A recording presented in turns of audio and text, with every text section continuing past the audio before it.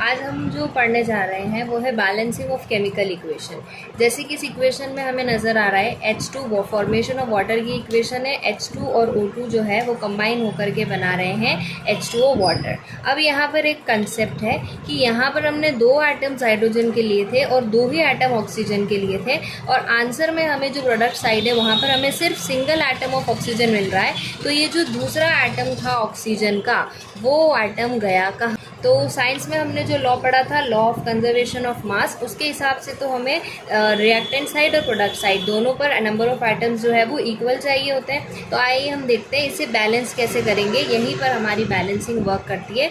सबसे पहले हम क्या देख रहे हैं कि जो हाइड्रोजन एटम है और जो ऑक्सीजन एटम है, ये दोनों LHS साइड पर लेफ्ट हैंड साइड पर कितने हैं और RHS side right hand side पर कितने एटम्स हैं। तो इस इक्वेशन में हम देख रहे हैं कि लेफ्ट हैंड साइड पे हाइड्रोजन के 2 एटम्स हैं और ऑक्सीजन के भी 2 एटम्स हैं। लेकिन राइट हैंड साइड पे जब हम आ रहे हैं तो हाइड्रोजन के 2 हैं लेकिन ऑक्सीजन का सिर्फ और सिर्फ 1 एटम है। इसका मतलब है कि हमें बैलेंस किसको करना है? हमें बैलेंस करना है ऑक्सीजन को। अब मैं यहाँ पर क्या करूँगी, सबसे पहले ये जो हमारे रिएक्शन दे रखी है, इस रिएक्शन में सभी एलिमेंट्स के आगे मुझे क्या बना देने हैं?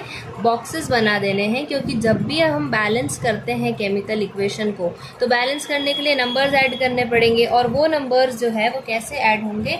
कभी भी यहाँ नीचे की तरफ वो नंबर्स ऐड नहीं होते, हमेशा नंबर्स जो है वो हर एलिमेंट या कंप्लीट कंपाउंड के आगे ऐड होंगे। अब यहाँ पर मुझे नज़र आ रहा है कि इधर 2 है और यहाँ पर 1 एटम है, तो मैं क्या करूँगी कि इस एटम को जो है ना 1 को मैं 2 बना लूँगी। कैसे? दोनों को इक्वल करने के लिए 1 को 2 से मल्टीप्लाई करके। मतलब कि मैंने राइट हैंड साइड पे ऑक्सीजन के आगे क्या लगाया है?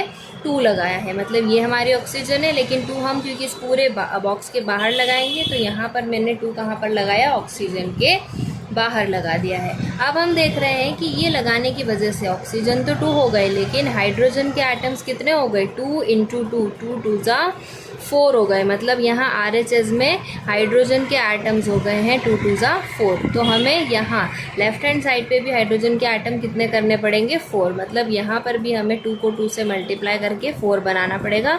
तो यहाँ जो LHS पे हाइड्रोजन है इसके आगे भी मैं क्या लगा दूँगी?